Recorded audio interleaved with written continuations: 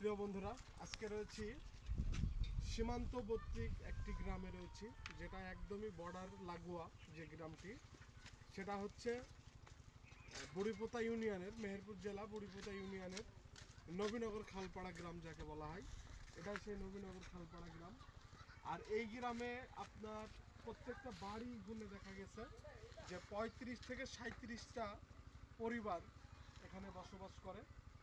আর একদমই বর্ডারের সাথে একদমই লাগোয়া এই গ্রামটি।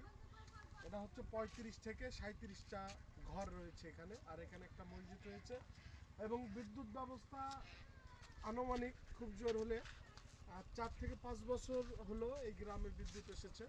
এটা মেহেরপুর জেলারই একটি ছোট্ট একটি গ্রাম, যেটা বর্ডার লাগোয়া সীমান্তবর্তী গ্রাম যাকে বলা হয়। এই একটি মাত্রই গ্রাম, সেটাই হচ্ছে আপনার নবীনগর খালপাড়া। কারা কারা এসছেন অবশ্যই জানাবেন।